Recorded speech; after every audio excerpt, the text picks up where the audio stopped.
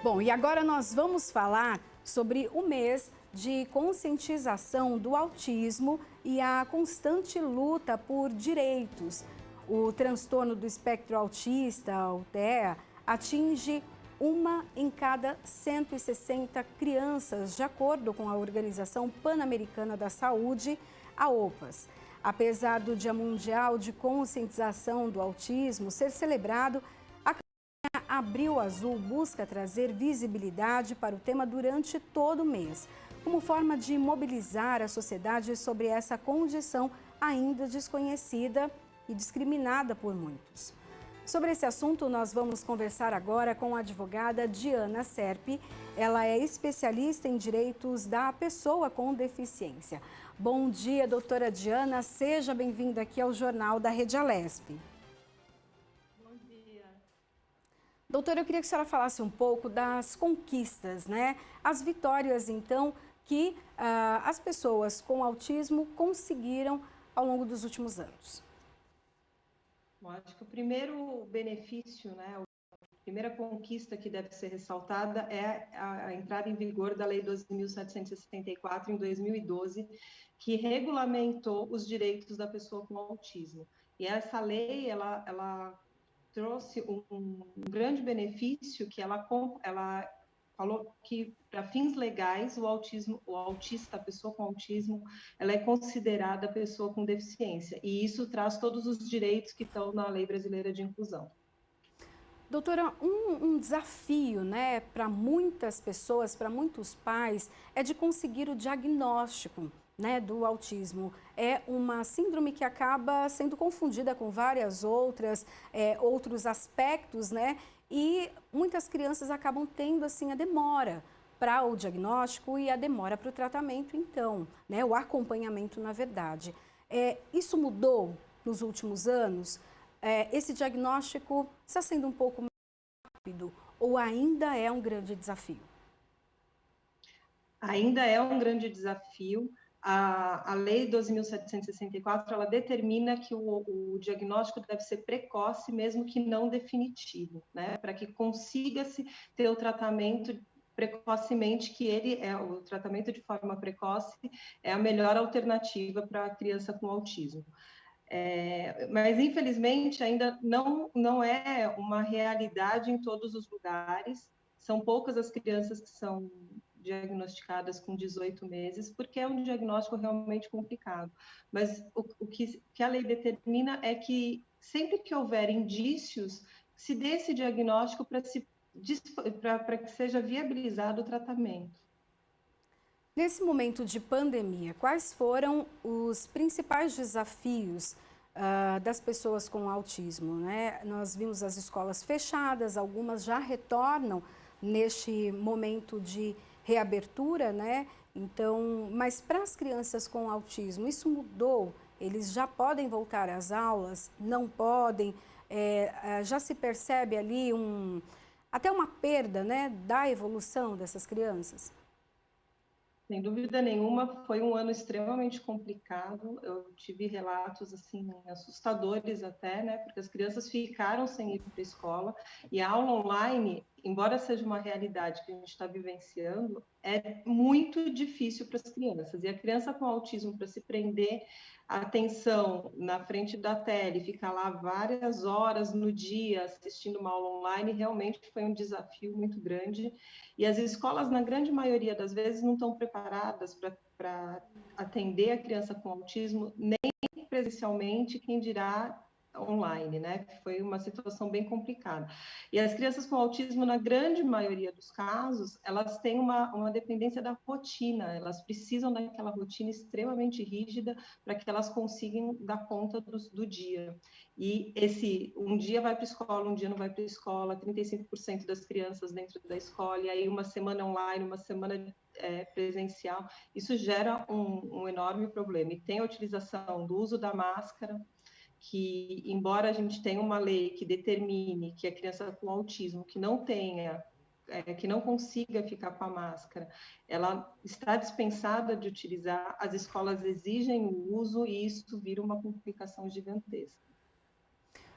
As políticas públicas que nós temos hoje garantem os direitos das pessoas que têm, então, o autismo? O que precisa acontecer? Como avançar? Precisa acontecer muita coisa, né? Precisa de política pública para tornar a lei na prática, que ela aconteça na prática do dia a dia. A gente assiste as escolas totalmente despreparadas, né? São pouquíssimos os casos de escolas que estão preparadas, que atendem a criança de forma eficaz. O tratamento público realmente ainda deixa muito a desejar, embora a gente esteja indo num passo a passo, que a coisa para a coisa acontecer, mas ainda é bem capenga, assim, deixa muito a desejar, na verdade. Uhum. Aqui dentro da Assembleia Legislativa existem vários projetos que estão em tramitação, votação, passando ali nas comissões que buscam garantir os direitos da pessoa com o autismo. Inclusive tem a Lei 17.353 de 2021 que institui a Semana de Conscientização sobre o Autismo. O que essas datas, né, esses momentos, essa semana, por exemplo, o que muda, né, efetivamente? Porque é uma semana de discussão, de trazer à tona esse assunto e chamar a atenção da população. Tem efeito na população em geral ou é uma possibilidade das pessoas envolvidas nesse assunto levar as causas até para o Poder Legislativo, para o Executivo, chamando a atenção? Eu acho que são as duas coisas, né? Como acaba sendo um mês que se fala muito do autismo, né? Embora o Dia Mundial seja o dia 2, o mês de abril é um mês que se fala muito de autismo. É um mês que as pessoas tendem a escutar mais sobre o assunto e até ter mais informações, né? Porque eu acho que um dos grandes problemas é a falta de informação que a população em geral tem e trata o assunto com uma certa discriminação, como você disse, né? Por desconhecimento, porque a partir do momento que as pessoas têm a informação, elas tendem a entenderem e a respeitarem as diferenças. É um mês que se leva ao Poder Legislativo, obviamente, é um mês em que há discussões, é um mês que há audiências públicas, é um mês que realmente o assunto vem à tona e é tratado com mais ênfase. Mas eu entendo que seja um assunto que tenha que se tratar o ano inteiro, todos os dias, para que realmente a gente venha a ter políticas públicas, que a gente tenha os direitos todos garantidos. Há uma discussão no Legislativo também sobre a prioridade, né, de grupos alguma, né, síndrome de Down, os autistas, alguns grupos que precisam entrar ali na prioridade para vacinação. Eu queria que a senhora falasse um pouco sobre isso, sobre essa questão da vacinação, levando em consideração, como a senhora já disse, que eles têm uma dificuldade muito grande, por exemplo, de usar máscara, né? Então, não conseguem se proteger e também, de uma certa maneira, não protegem o outro, né? Não, sem dúvida alguma, a criança com autismo, a pessoa com autismo, ela tem que ter prioridade na vacinação, ela tem que entrar no grupo prioridade das pessoas com deficiência, porque é uma realidade, existe essa hipersensibilidade e eles têm realmente uma dificuldade muito grande na utilização da máscara. Óbvio que já tem muitas pessoas que já se adaptaram e não tem mais esse problema, mas ainda tem pessoas que têm extrema hipersensibilidade sensorial e não conseguem usar máscara. E isso é um problema para a criança retornar para a escola, para proteger a ela e aos outros que estão ao redor dela, a família. Isso realmente, a prioridade tem que existir indiscutivelmente. Nesse momento de pandemia, todos os esforços da saúde se voltaram para a Covid-19, mas as outras doenças estão aí, os acompanhamentos médicos, eles continuam tendo a necessidade. No caso, então, dos autistas, houve também a interrupção desse atendimento, as pessoas precisaram de um atendimento especializado, não conseguiram, como foi? Bom, as terapias foram todas suspensas no início da pandemia, né, em março do ano passado, e ficaram suspensas por um período. E a regressão das crianças foi gigantesca, porque elas realmente precisam daquele tratamento, elas ficaram bem desreguladas. Os casos que eu tenho aqui dos meus clientes, 90% teve muita dificuldade, porque depende realmente daquela terapia para ficar regulado. Então, e a terapia online tampouco funcionou, né? Porque se a gente não consegue que a criança preste atenção muito tempo no computador ou no telefone, a gente também não tem como achar que a terapia vai ser eficaz, né? Então, as clínicas voltaram, regressaram gradativamente, foram voltando, os tratamentos foram sendo retomados. Para aquelas pessoas que tiveram o tratamento negado nesse período, né? Claro que levando em consideração que a saúde volta os olhos para a pandemia de Covid-19. Mas essas pessoas, elas têm algum direito até jurídico de ter ali um atendimento especializado, particular e custeado pelo governo ou pelos planos de saúde? Sem dúvida nenhuma, né? O tratamento de autismo, ele é urgente sempre. A gente não pode deixar, principalmente a criança, né, que está em fase de desenvolvimento, sem tratamento. O tratamento é urgente, por isso, independente da pandemia, o tratamento é devido e deve ser feito, sem, obviamente, a indicação médica. Doutor, e quais são os direitos que toda pessoa com deficiência tem?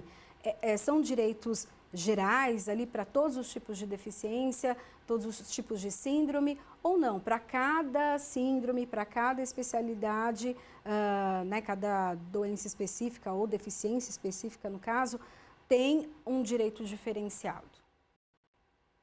Não, a Lei Brasileira de Inclusão, ela garante o direito para qualquer pessoa com deficiência. No caso do autismo, a gente tem uma lei, como é um transtorno, ele não era considerado uma pessoa com deficiência até a lei. Então, como tem a lei que garantiu a comparação, a equiparação do autista para pessoa com deficiência, então está incluído na Lei Brasileira de Inclusão. Mas a Lei Brasileira de Inclusão, ela traz direitos para todas as pessoas com deficiência. Cite alguns para a gente, doutora, alguns desses direitos, então, que a pessoa com deficiência tem. Tem direito à não discriminação, eu acho que esse é um direito importantíssimo, que a gente ainda assiste, infelizmente, a muitas histórias tristes de discriminação. Ela tem direito a condições de igualdade na escola, então, tudo que for necessário para que aquela pessoa se desenvolva pedagogicamente dentro da escola, ela tem direito que seja feito, né, como adaptação de material, adaptação de prova, porque precisa se dar condições de igualdade. O que a lei preza, que eu acho fundamental, é realmente essa história das condições de igualdade para todas as situações da vida cotidiana, né, para que a pessoa tenha condições de viver em sociedade em condições de igualdade. Bom, deixa eu pensar em mais direitos. Tem direito à saúde, né, aos tratamentos necessários, tem direito aos cuidados, enfim, são muitos direitos. A senhora falou sobre essa questão da discriminação. Quando que ela acontece? De que maneira ela é notada? Tem a questão, por exemplo, de não ser aceito em uma escola, e isso já fica muito evidente, né, que é uma discriminação. Mas em quais outros momentos, outras situações em que a discriminação com o autista, com a pessoa com autismo, acaba ficando evidente? A discriminação na matrícula, né, de não ser aceito na escola, isso é extremamente corriqueiro, porém é muito difícil de se comprovar, porque as escolas acabam fazendo de uma forma com que a família não tenha provas para que isso seja levado adiante. Então, é muito importante as pessoas, quando se virem nessa situação, se protegerem com provas e fazerem a denúncia na delegacia da pessoa com deficiência que a gente tem aqui no estado de São Paulo, que é muito importante para que essa história não se repita mais. Ora, a gente tem histórias de capacitismo, por exemplo, de discriminação, que é super comum a gente ver alguém falando, por exemplo, você está parecendo um autista, porque a pessoa está quieta, né? Recentemente a gente teve um caso aqui que teve uma super divulgação em cima desse assunto. Comparar o autismo, por exemplo, como se fosse pejorativo ser uma pessoa quieta, então ela compara ao autismo, né? Isso ainda é uma realidade e a gente, infelizmente, vê isso acontecer de forma muito corriqueira. E qual a punição para uma pessoa que comete, então, um crime desse, então, de discriminação? E no caso, a senhora falou das delegacias, da delegacia, né, especial, então, para atendimento desses crimes cometidos contra as pessoas com deficiência. Como chegar a acionar essa delegacia e quando a pessoa, quem pode denunciar, né, um crime nesse sentido, ou de maus tratos, ou de discriminação, vai em qualquer delegacia, precisa ter prova? Explica para a gente como funciona isso. Pode ir em qualquer delegacia, mas aqui no estado de São Paulo, aqui na capital, a gente tem a delegacia da pessoa com deficiência, que é sempre melhor, né, nesse tipo de assunto, porque é uma delegacia especializada que está acostumada a levar adiante esse tipo de assunto de discriminação. Então, o atendimento acaba sendo mais direcionado, mais especializado. Então, para todo mundo que sempre, para quem me pergunta, eu costumo falar que eu acho melhor realmente que seja feito um boletim de ocorrência na delegacia da pessoa com deficiência. Qualquer pessoa pode denunciar, maus tratos, qualquer pessoa pode denunciar. Discriminação, se você assistiu uma cena de discriminação e quiser denunciar, você também pode denunciar, e a própria pessoa ofendida, ou a família da pessoa ofendida. Bom, eu quero agradecer, então, a participação de Diana Serpi, que é advogada especialista em direito das pessoas com deficiência. Muito obrigada pela sua participação no Jornal da Rede Alesp de hoje. Obrigada, boa tarde. Boa tarde.